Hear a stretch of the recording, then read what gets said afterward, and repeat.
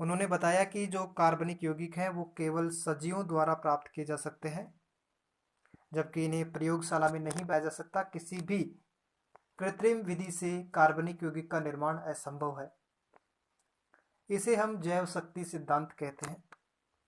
परंतु सन 1828 के अंदर र्योलर नामक के वैज्ञानिक ने प्रयोगशाला में एक कार्बनिक यौगिक बनाया जिसका नाम था यूरिया। मैं आपको बता दूं कि जो यूरिया बनाया गया वो अकार्बनिक यौगिकों से बनाया गया, जैसे कि अमोनियम सल्फेट व पोटेशियम साइनेट। र्योलर ने अमोनियम सल्फेट व पोटेशियम साइनेट को गर्म करके यूरिया का निर्माण किया, जो कि एक कार्बनिक यौगिक है जिसका फॉर्मूला NH2CONH2 होता है। तो हम यहाँ पे कह सकते हैं कि जो र्यूलर नामक वैज्ञानिक था उसने जैव शक्ति सिद्धांत का खंडन कर दिया, क्योंकि जैव शक्ति सिद्धांत ये बोलता था कि कार्बनिक यौगिक केवल सजीवों से प्राप्त किए जा सकते हैं। किसी प्रयोगशाला में या किसी मनुष्य के द्वारा कार्बनिक यौगिक नहीं बनाए जा सकते। ये बर्जेलियस की अवधारणा थी और इसे ही हम जैव शक्ति सिद्धांत के नाम से जान रहे थे। जबकि इस शक्ति सिद्धांत का खंडन र्योलर नामक के वैज्ञानिक ने सन 1828 के अंदर किया और उन्होंने अकार्बनिक यौगिकों से कार्बनिक यौगिकों का निर्माण किया। वो अकार्बनिक यौगिक हैं अमोनियम सल्फेट व पोटेशियम साइनेट। जब र्योलर ने अमोनियम सल्फेट व पोटेशियम साइनेट को गर्म किया तो यूरिया बना, जो कि एक कार्बनिक यौगिक है जिसका फॉर्मूला NH2CONH2 होता है। आप देख पा रहे हैं यहाँ पे C आ रहा है, इसका मतलब ये कार्बनिक यौगिक है, क्योंकि कार्बनिक यौगिक वे यौगिक होते हैं जिनमें कार्बन पाया जाता है। जबकि यहाँ पे हम कह सकते हैं कि ये एक कार्बनिक यौगिक है। तो र्योलर नामक साइंटिस्ट ने जैव शक्ति सिद्धांत का यहाँ पर खंडन किया है। हम आगे बढ़ते हैं और देखते हैं कार्बन की विशेषता क्या क्या है। अगर हम कार्बन की आवर्त सारणी में बात करें, पीरियोडिक टेबल में आवर्त सारणी की अगर हम बात करें, तो जो कार्बन है उसकी परमाणु संख्या 6 है। कार्बन की जो परमाणु संख्या है वो 6 है। अगर मैं इसके इलेक्ट्रॉनिक विन्यास की बात करूं तो इसका इलेक्ट्रॉनिक विन्यास 1s2 2s2 2p2 होता है। अगर आपको इलेक्ट्रॉनिक विन्यास लिखना नहीं आ रहा है तो मैंने ऑलरेडी ग्रुप इस पे चैनल पे वीडियो बना रखा है, तो आप वहाँ पे देख सकते हैं। अगर मैं कार्बन के प्रतीक की बात करूं तो कार्बन का जो प्रतीक होता है वो C होता है, यानी कि कार्बन को हम C से लिखते हैं। कार्बन की संयोजकता की अगर मैं बात करूं तो कार्बन की संयोजकता 4 होती है। ये संयोजकता क्या होती है? किसी परमाणु के बाह्यतम कोश में उपस्थित इलेक्ट्रॉनों की संख्या को उसकी संयोजकता कहते हैं। अब हम बाह्यतम कोश का कैसे पता लगाएंगे? आप यहाँ पे इलेक्ट्रॉनिक विन्यास लिखें और देख सकते हैं कि ये 1s2 है, यानी 1s यानी कि ये पहली कक्षा है, जबकि ये दोनों दूसरी कक्षाएं हैं। बाह्यतम कोश मतलब सबसे बाहर वाली कक्षा, तो इसमें 2 ही कक्षा है। तो ये सबसे बाहर वाली कक्षा दोनों ये हैं और इसमें आप देख सकते हैं कि 2 इलेक्ट्रॉन यहाँ पे हैं और 2 इलेक्ट्रॉन यहाँ पे हैं। मतलब बाह्यतम कोश में 4 इलेक्ट्रॉन है। तो कार्बन की जो संयोजकता है वो 4 है। अगर मैं इसकी ज्यामिति की बात करूं तो जो कार्बन की ज्यामिति होती है वो समचतुष्फलकीय होती है। ये मेथेन का एक संरचनात्मक सूत्र है और मेथेन के बंध कोण का मान जो होता है वो होता है 109 डिग्री 28 सेकंड का। ये बीच में कार्बन है और एक कार्बन के 4 हाइड्रोजन जुड़े हुए हैं, इसलिए इसको हम बोल रहे हैं समचतुष्फलकीय। और ये जो बंध है इसका मान है 109 डिग्री 28 सेकंड का। ठीक है, जो यहाँ पे आप देख सकते हैं। तो हमने कुछ कार्बन की विशेषताओं के बारे में जानकारी प्राप्त की कि कार्बन का प्रतीक C होता है, कार्बन की परमाणु संख्या 6 होती है, कार्बन का इलेक्ट्रॉनिक विन्यास 1s2 2s2 2p2 होता है, जबकि कार्बन की संयोजकता 4 होती है, क्योंकि संयोजकता जो होती है वो बाह्यतम कोश में इलेक्ट्रॉनों की संख्या को दर्शाती है। तो बाह्यतम कोश में 4 इलेक्ट्रॉन हैं तो इसकी संयोजकता 4 हो जाएगी। कार्बन की मैं ज्यामिति की बात करूं तो ये सम चतुष्फल की होती है और इसकी जो संरचना होती है वो कुछ ऐसे होती है। ये एक मीथेन की संरचना है जिसके बंध कोण का मान होता है 109 डिग्री 28 सेकेंड का। ठीक है, अब हम आगे बढ़ते हैं।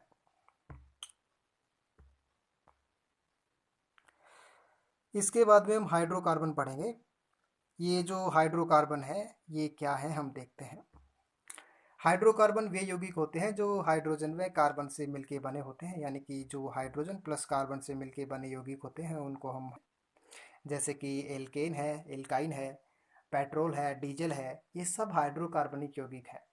ठीक है, क्योंकि हाइड्रोकार्बनिक यौगिक वे ही होते हैं जो हाइड्रोजन व कार्बन से मिलके बने होते हैं, यानी कि जिनमें हाइड्रोजन व कार्बन होता है। हाइड्रोकार्बन को हम मुख्य या मोटे तौर पे दो भागों में बांटते हैं, जिसमें पहला है संतृप्त हाइड्रोकार्बन, जबकि दूसरा है असंतृप्त हाइड्रोकार्बन। ये जो संतृप्त हाइड्रोकार्बन है ये, इसका एग्जाम्पल है एल्केन, जबकि ये जो असंतृप्त हाइड्रोकार्बन है इसका एग्जाम्पल एल्कीन है और एल्काइन है। जबकि यहाँ पे कुछ ब्रैकेट में लिखा हुआ है उसको मैं आपको समझाता हूँ। जब भी आप एल्केन की बात करेंगे तो कार्बन कार्बन के बीच जो बॉन्ड होगा वो सिंगल बॉन्ड होगा, जबकि आप एल्कीन की बात करेंगे तो कार्बन कार्बन के बीच डबल बॉन्ड होता है और एल्काइन में कार्बन कार्बन के बीच ट्रिपल बॉन्ड होता है। इसका मतलब हम ये कह सकते हैं कि जो हाइड्रोकार्बन है वो मुख्यतः तीन प्रकार के होते हैं, एल्केन, एल्कीन, एल्काइन। जब एल्केन की बात करेंगे तो कार्बन कार्बन के बीच सिंगल बॉन्ड होगा, एल्कीन में डबल बॉन्ड होगा और एल्क एल्काइन में ट्रिपल बॉन्ड होगा।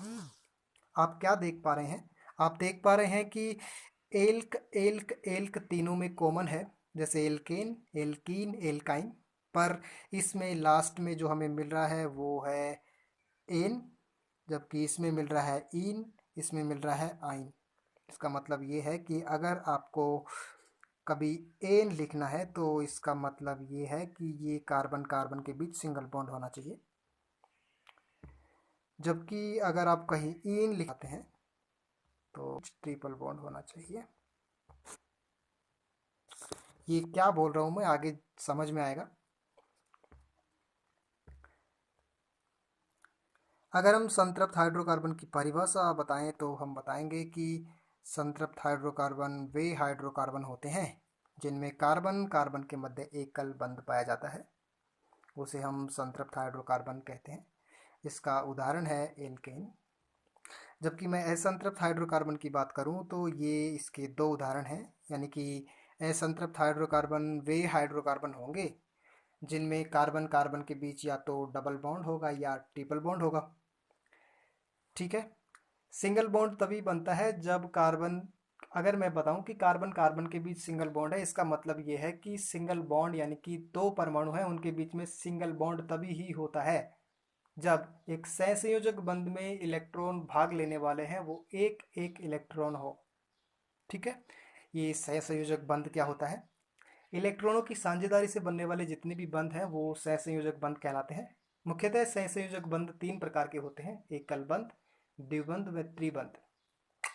आप देख पा रहे होंगे कि अगर मैं कार्बन की यहाँ पे बात करूंगा तो ये कार्बन के चारों ओर चार हाइड्रोजन जुड़े होते हैं, यानी कि ये हाइड्रोजन सिंगल बॉन्ड से जुड़ा है, यानी कि ये एक सहसंयोजक बंध है।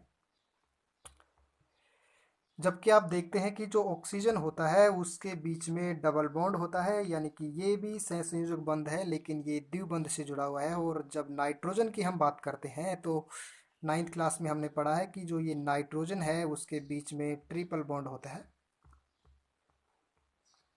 ठीक है, क्योंकि नाइट्रोजन अपना अष्टक पूरा करता है। और मैं बता दूं कि ये नाइट्रोजन है, यहाँ पे भी नाइट्रोजन है।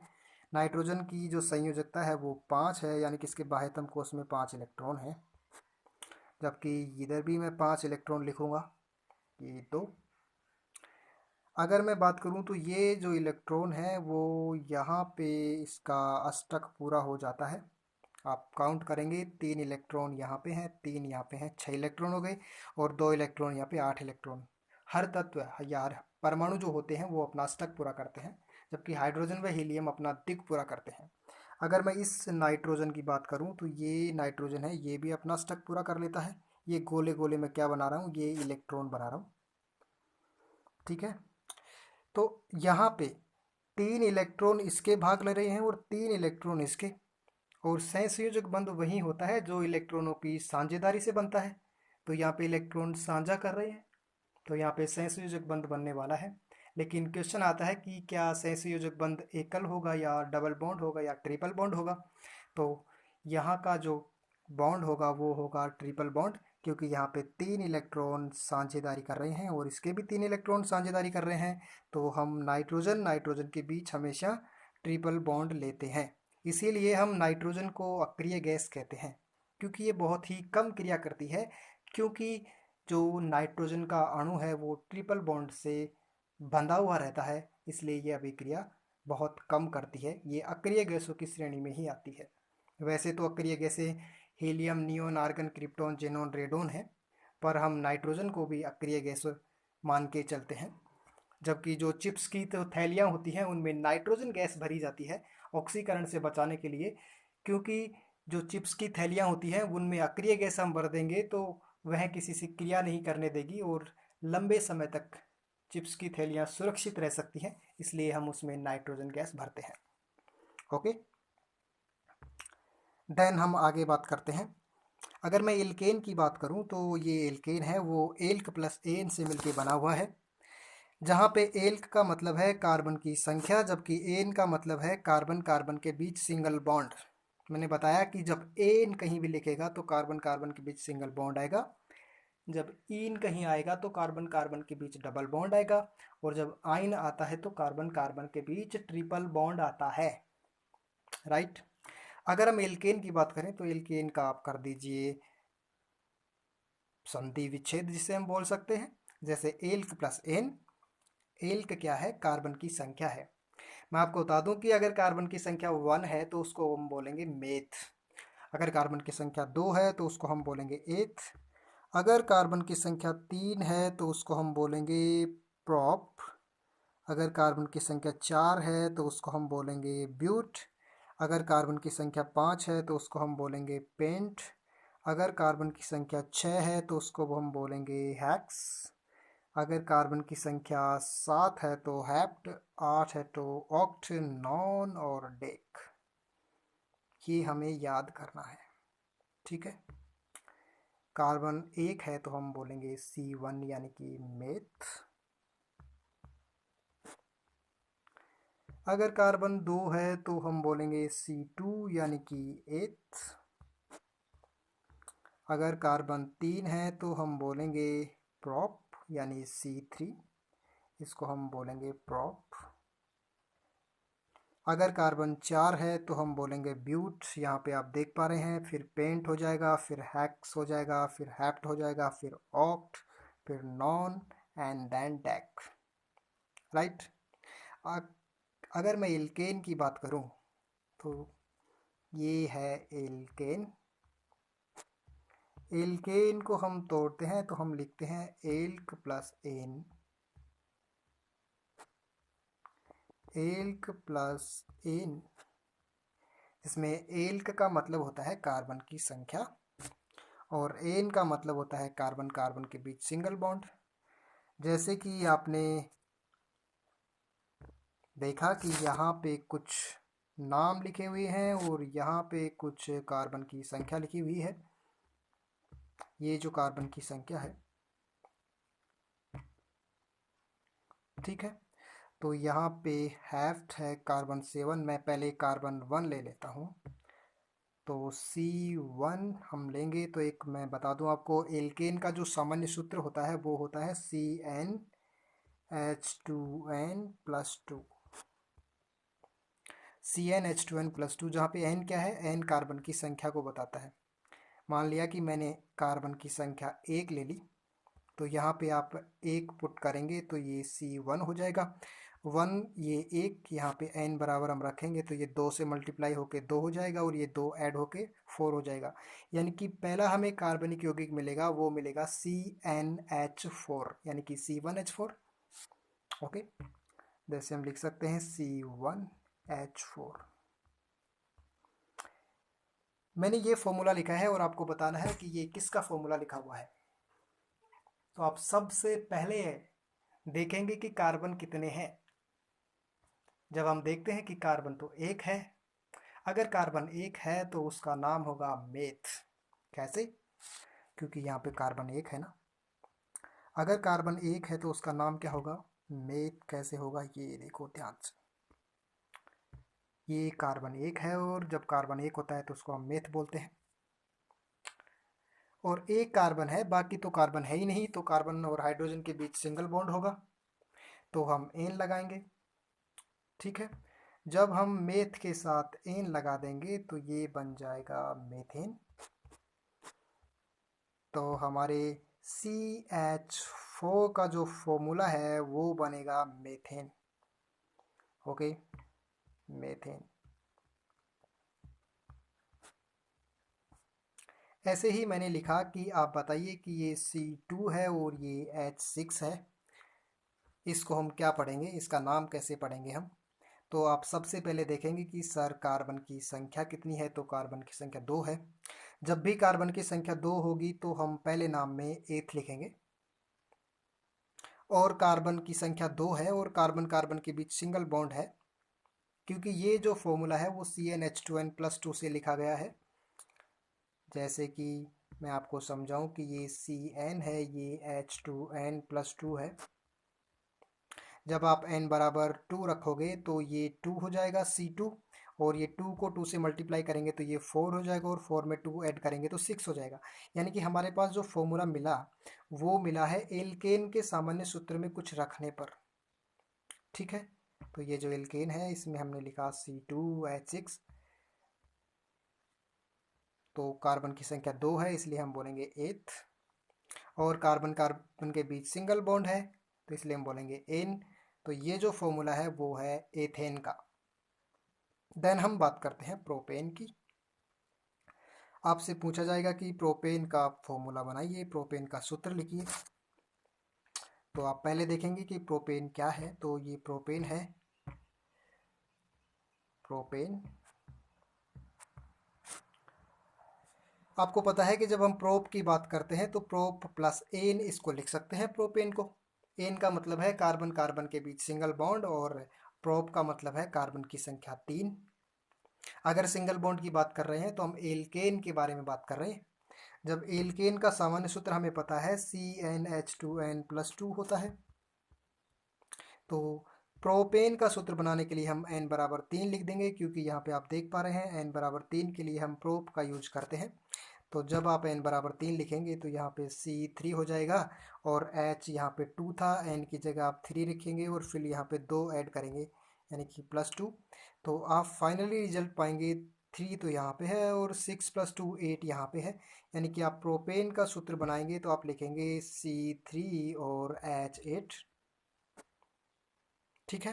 अब आप जो आपके पास एक स्टैंडर्ड फॉर्मूला है CnH2n+2, इससे आप पूरे फॉर्मूले बना सकते हो। जैसे मेथेन का फॉर्मूला बना सकते हो, एथेन का फॉर्मूला बना सकते हो, propane, butane, pentane, hexane, heptane, octane. ठीक है, आप पूरे फॉर्मूले इससे बना सकते हो। तो आज के लिए कार्बन के बारे में इतना ही था, बाकी हम कल कंटिन्यू करेंगे। Thanks for watching this video. Thank you.